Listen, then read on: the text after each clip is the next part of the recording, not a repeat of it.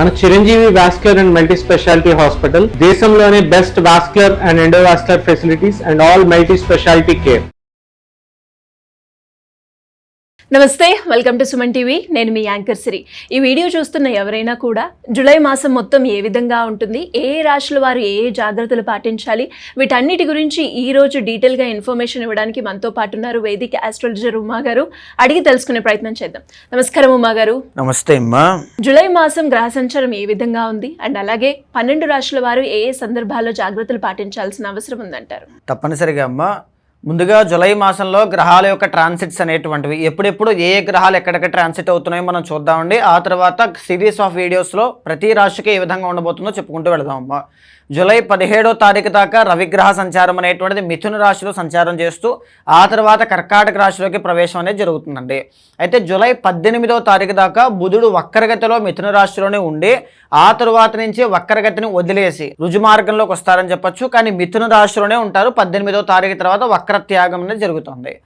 ఈ మాసం మొత్తము కూడా జూలై మాసం మొత్తము కూడా కుజగ్రహ సంచారం వృషభ రాశిలోనే జరుగుతుందండి.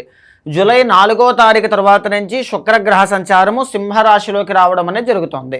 సో ఇక్కడికి 4 గ్రహాల కోసం చెప్పుకున్నాం కదండి. దీర్ఘ సంచారిత గ్రహాలు ఇంకొక 4 ఉంటాయి. గురుడు కర్కాటక రాశిలోనే ఉన్నారు, శని మీనరాశిలోనే ఉన్నారు, రాహు కుంభరాశిలో ఉన్నారు, కేతు సింహరాశిలోనే ఉన్నారు.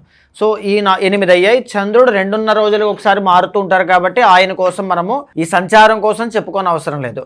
సో ముఖ్యంగా ఈ గ్రహాల యొక్క సంచారము ఆధారంగా 12 రాశుల వాళ్ళకి ఎలాంటి ఫలితములు కనబడుతూ ఉన్నాయి, జూలై మాసంలో ఎలాంటి జాగ్రత్తలు ఏ డేట్స్లో తీసుకోవాలి, పైగా ఎలాంటి సింపుల్ రెమెడీస్ అనేటువంటివి ఆచరించుకుంటూ జాగ్రత్త పడవచ్చు అనేది మనం చూద్దామమ్మా. డెఫినెట్గా ఉమ్మ గారు, మీరు అన్నట్టుగానే కన్యా రాశి వారికి కనుక మనం మాట్లాడుకుంటే జూలై మాసం మొత్తం ఏ విధంగా ఉంది అండ్ అలాగే ఏ సందర్భాల్లో వీరు జాగ్రత్తలు పాటించాల్సిన అవసరం ఉందంటారు? ఉద్యోగ రీత్యా, వ్యాపార రీత్యా, హెల్త్ పరంగా ఎలా ఉందంటారు? తప్పనిసరిగా అండి. కన్యారాశి వాళ్ళకి మనం చూస్తే జూలై మాసంలో 5 గ్రహాలు దివ్యంగా అనుకూలిస్తున్నాయని చెప్పొచ్చండి. లాభంలో గురుడు, 6వ స్థానంలో రాహు, దశమ ఏకాదశ స్థానాల్లో రవి, దశమంలో బుధుడు, 12వ స్థానంలో శుక్రుడు. సో ఈ గ్రహాలు కన్యారాశి వాళ్ళకి చాలా అనుకూలంగా ఉన్నాయి. సో డీటెయిల్డ్గా ఒక్కొక్కటిగా మనం చెప్పుకుంటూ వద్దామండి. కన్యారాశి వాళ్ళకి ఫస్ట్ అండ్ 10th లార్డ్ అయినటువంటి బుధుడు జాతకంలో ఈ మాసం మొత్తము కూడా అనుకూలంగా ఉన్నారు. పైగా 17వ తారీఖు వరకు ఆయన బలంగా ఉంటారు. ఎందుకంటే 18న వక్రత్యాగం కాబట్టి. సో దీనివల్ల ఏంటి, కెరీర్ బాగా స్ట్రాంగ్ అవ్వడం కానీ, జాబ్ కోసం ట్రై చేస్తుంటే జాబ్ రావడం కానీ, బిజినెస్ గ్రో అవ్వడం కానీ, mercury indicates stocks, shares, trading ఇలాంటివన్నీ, ఇన్వెస్ట్మెంట్స్ ఇలాంటివన్నీ కూడా. మెర్క్యూరీ ఇండికేట్స్ బిజినెసెస్, ఎంటర్ప్రీనర్షిప్ అండి. Mercury indicates technology platforms, mercury indicates doctor field, pharmacy ఇలాంటివన్నీ కూడా. సో ఈ బుధుడికి సంబంధించినటువంటి ఏవైతే కారకత్వాలు వృత్తులు ఉంటాయో, మీరు ఏ వృత్తిలో ఉన్నా సరే తప్పనిసరిగా ఈ మాసంలో మీ కెరీర్ గ్రోత్ అనేటువంటిది కనబడుతుంది. ఇది మాత్రం డెఫినెట్గా జరుగుతుందండి. పైగా ఫస్ట్ లార్డ్ కాబట్టి అనారోగ్య సమస్యలు ఏవైనా ఉంటే అవి తగ్గుముఖం పట్టే అవకాశాలు కూడా ఖచ్చితంగా కనబడతాయి. అయితే చూడండి అమ్మ, 2nd and 9th లార్డ్ అయినటువంటి శుక్రుడు జాతకంలో ఎక్కడున్నారు? ఈ మాసంలో మీకు 12వ స్థానంలో అనుకూలంగా ఉన్నారు. 2nd and 9th లార్డ్ 12thలో ఉన్నారండి. దీన్ని బాగా గమనిస్తే 2nd లార్డ్ 12thలో యోగిస్తున్నారంటే డబ్బు వస్తుంది. డబ్బు మాత్రం ఎక్కడా కూడా ఆగదు. అనుకున్న స్థాయిలో అవసరం ఉన్న మేరకు తప్పనిసరిగా చేతికి డబ్బు అందడం అనేటువంటిది ఈ మాసంలో మీరు చూస్తారు. 9th లార్డ్ కూడా శుక్రుడు 12thలో యోగిస్తున్నారు అంటే ఫారెన్ ట్రావెల్స్, మీరు ఏదైనా విదేశాలు వెళ్ళాలి, దూరపు ప్రాంతాలు వెళ్ళాలి, వేరే స్టేట్స్ ఎక్కడికైనా వెళ్ళాలి, లేకపోతే స్పిరిచువల్ ట్రిప్స్ ఏదైనా వేయాలి, ఇలాంటివి ఏమైనా అనుకుంటే డెఫినెట్గా మీరు వేసే అవకాశాలు అంటే ట్రిప్స్ వేసే అవకాశాలు బలంగా కనబడతాయి. ఎందుకని స్పిరిచువల్ ట్రిప్స్ అన్నాను అంటే శుక్ర కేతు కాంబినేషన్ జూలై 4వ తారీఖు తర్వాత. సో అందుకని చేత ఖచ్చితంగా మీరు ఏదైనా దైవ దర్శనాలు, తీర్థయాత్రలు ఇలాంటివన్నీ కూడా చేసే అవకాశాలు బలంగా ఉంటాయి. చిన్నదో పెద్దదో ట్రావెలింగ్స్ ఖచ్చితంగా ఉంటాయండి. అయితే ఇంకొక మాట, 12thలో శుక్రకేతులు కాంబినేషన్, 9th 2nd లార్డ్ 12thలో ఉన్నారు కదండి. విదేశాల్లో ఉండి ఫారెన్ సెటిల్మెంట్ కోసం కానీ, వీసా కోసం కానీ, PR ఇష్యూస్ కానీ ఇలాంటివి చూస్తూ ఉంటే కొంచెం ప్యానిక్ అయ్యే అవకాశాలు కనబడతాయి. ప్యానిక్ అవుతాయి కానీ లాస్ట్ మినిట్లో అవన్నీ కూడా మీకు ఫేవరబుల్గా మారుతాయి. ప్యానిక్ అవ్వడము కనబడుతుంది, ఆ పని కూడా పూర్తయిపోతుంది. ఇలాంటివి ఉంటాయి. 3rd and 8th లార్డ్ అయినటువంటి కుజుడు జాతకంలో 9వ స్థానంలో ఉన్నారు ఈ మాసం అంతా కూడా. సో దీనివల్ల ఏంటి అంటే లాస్ట్ మంత్ మనం తీసుకుంటే మీకు అష్టమంలో ఉన్నటువంటి కుజుడు అండి. అప్పులు కానీ, వాహన ప్రమాదాలు కానీ, గొడవలు కానీ, చిక్కులు కానీ ఇలాంటివన్నీ ఇబ్బంది పెట్టాయి. కానీ 3rd and 8th లార్డ్ 9వ స్థానంలో ఉన్నారంటే అగైన్ ట్రావెలింగ్స్ ఇచ్చేటువంటి యోగం. 9th lord 12th, 3rd lord 9th, travelings ఇచ్చేటువంటి యోగం. ఈ మాసంలో డెఫినెట్గా మీరు ట్రావెల్ చేసే అవకాశాలు కనబడుతూ ఉన్నాయి. అయితే సిబ్లింగ్స్ కానీ, కొలీగ్స్ కానీ, కజిన్స్ కానీ, మీ కింద పనిచేసే వాళ్ళు ఎవరైతే ఉంటారో సో వాళ్ళతో ఉండేటువంటి అనుబంధం, ఆ రిలేషన్, ఆ బాండింగ్, లేకపోతే ఆ అండర్స్టాండింగ్ అన్నీ కూడా కొంచెం పెరుగుతాయి. అంటే అన్నదమ్ములు గొడవలన్నీ కూడా కొద్దిగా సార్ట్ అవుట్ అవ్వడం లాంటివి చూస్తారు ఈ మాసంలో. అష్టమాధిపతి భాగ్యంలో ఉన్నారు అంటే కోల్పోయిన డబ్బులు, ఫర్ ఎగ్జాంపుల్ మీరు గతంలో ఎప్పుడో చేసినటువంటి అప్పులు ఇప్పుడు తీర్చడం స్టార్ట్ చేయడం, ఇలాంటివన్నీ కూడా కనబడతాయి ఈ మాసంలో.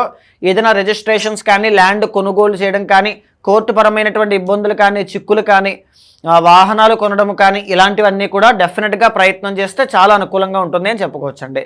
4th and 7th లార్డ్ అయినటువంటి గురువు జాతకంలో మీకు 11th హౌస్లో యోగదాయకంగా ఉన్నారు.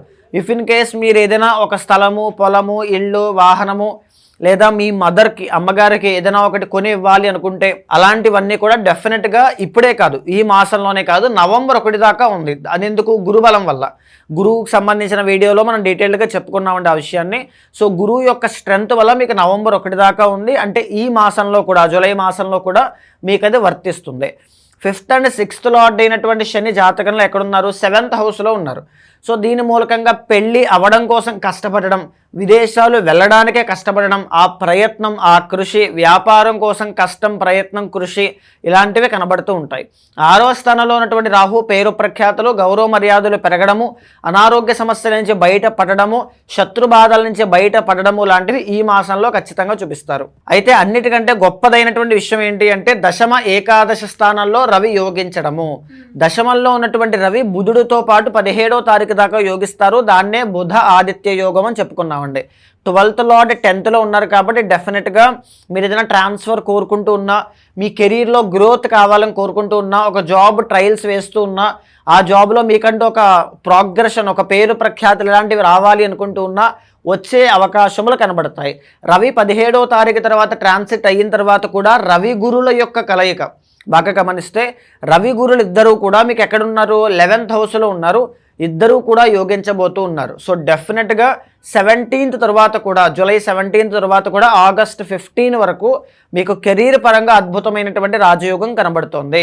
ఈ ఫారెన్ సెటిల్మెంట్, ఫారెన్ ల్యాండ్స్కి సంబంధించి, అక్కడ డాక్యుమెంట్స్కి సంబంధించిన ఇబ్బందులు, ఒడిదుడుకులు, ఒత్తిడి ఇలాంటివి ఏమైనా ఉంటే కొద్దిగా ప్యానిక్ చేసినా డెఫినెట్గా అవి కూడా మీకు ఫేవరబుల్గా మారే అవకాశాలు కనబడుతూ ఉన్నాయి. కానీ బాగా గుర్తుపెట్టుకోండి, కన్యా రాశి వాళ్ళకి ఏ గ్రహాలు కూడా సివియర్గా ఇబ్బంది, దోషము ఇవ్వడం లేదండి. ఇలాంటి టైంలో కూడా మాకు జీతం రావడం లేదు, జాబులో చిక్కులు విపరీతంగా ఉన్నాయి, జాబే రావడం లేదు, 7th లార్డ్ గురుడు బాగున్నా సరే పెళ్లి ప్రయత్నాలు చేస్తున్నాం, అది అనుకూలంగా లేవు, సంతాన ప్రయత్నాలు అనుకూలంగా లేవు, లేకపోతే ఏదైనా ఒక రుణ బాధలు ఇలాంటివి చాలా తీవ్రంగా ఇబ్బంది పడుతూ ఉంటే మీ వ్యక్తిగత జాతకంలో ఆ దోషం ఉన్నట్లే. ఆ వ్యక్తిగత జాతకాన్ని చూసుకోండి, దశ అంతర్దశలు బట్టి డెఫినెట్గా దానికి సంబంధించిన రెమెడీస్ చేయండి. విత్ ఇన్ డేస్లో మీకు అది సాల్వ్ అయిపోతాయి. ఎందుకంటే ఇక్కడ గోచారంలో మీకు బలం ఉంది, డెఫినెట్గా సాల్వ్ అయిపోతాయి. సో ఈ యోగాన్ని, ఎందుకంటే అన్ని గ్రహాలు మీకు ఫేవరబుల్గా ఉండడం అనేటువంటిది చాలా రేర్ అండి ఏ రాశికైనా. సో ఈ యోగాన్ని మాత్రం మిస్ చేసుకోవద్దు. ఇంకొక మాట ఏంటి అంటే చిన్న చిన్న గ్రహ దోషాలు, కుజుడు, శని, కేతు ముగ్గురు బాలేదు కాబట్టి వాళ్ళకి ఏదైనా రెమెడీస్ చేసుకోవచ్చా అంటే సుబ్రహ్మణ్య స్వామి వారికి మంగళవారం నాడు దర్శనం చేసుకోండి చాలు. ఏ పూజలు, దానములు అవసరం లేదు, జస్ట్ కేవలం దర్శనం చేసుకోండి చాలు, చాలా బాగుంటుంది. అండ్ అలాగే ఈ మాసం మొత్తం ఇలా కలిసి వచ్చే రంగు ఏంటి ఉమా గారు? ఈ మాసంలో వీళ్ళకి ఎల్లో కలర్ చాలా బాగుంటుందండి, ఆరెంజ్ కలర్ చాలా బాగుంటుందమ్మా. కలిసి వచ్చే నెంబర్ 1 and 3 అండి. కలిసి వచ్చేవారు ఆదివారము, గురువారము చాలా ఏ దేవత ఆరాధన చేస్తే బాగుంటుంది? సుబ్రహ్మణ్య ఆరాధన చేస్తే చాలా బాగుంటుందండి. అండ్ అలాగే ఇంకెవరికైనా కూడా, ఏ రాశి వాళ్ళైనా కూడా వారి యొక్క జాతక రీత్యా మీ దగ్గరకు వచ్చి వాళ్ళు ఏదైతే రెమెడీ చేసుకోవాలి అనుకుంటున్నారో దానికి సంబంధించి పూర్తి వివరాలు తెలుసుకోవాలి అంటే ఏ విధంగా ఉంటుందంటారు? తప్పనిసరిగా అండి, అలాంటి వాళ్ళు ఎవరైనా ఉంటే కింద కనిపించే నెంబర్కి కాల్ చేస్తే మా వాళ్ళు మీకు పూర్తి వివరాలు అందిస్తారు. ముందుగా ఏంటి అంటే గోచారం అనేటువంటి దాంతో పాటుగా మీ వ్యక్తిగత జాతకం చూసుకోవాలి. అక్కడ మీకు ఉన్నటువంటి D1, D9, D10 చార్ట్స్ కానీ, దశ, అంతర్దశ, ప్రత్యర్దశ, సూక్ష్మ ప్రాణదశల్లో ఏ పొజిషన్లో ఉన్నారనేటువంటిది, మీరు పడేటువంటి కష్టము కానీ, మీకుండేటువంటి క్వశ్చన్ మార్క్స్ కానీ అవన్నీ కూడా ఎప్పటి వరకు ఉంటాయనేటువంటిది క్లియర్ కట్గా ఉంటుంది. ఆయుష్ ఎంత ఉంది, వివాహ బలం ఎంత ఉంది, అన్నీ కూడా దానికి తగిన రెమెడీస్ అనేటువంటివి చాలా అవసరం అండి. సో అలాంటి వాళ్ళు ఎవరైనా ఉంటే మీకు కింద కనిపించే నెంబర్కి కాల్ చేస్తే మా వాళ్ళు మీకు పూర్తి వివరాలు అందిస్తారు. మీ జాతకాన్ని చూసిన తర్వాత గోచారంతో సమన్వయం చేస్తూ ఏదైనా దోషాలుంటే శాంతి పరిహారములు ఆచరింపచేసి భగవత్ అనుగ్రహం కలిగేలా చేస్తాను. థ్యాంక్ యూ అమ్మగారు, థ్యాంక్ యూ సో మచ్. నమస్తే అమ్మా.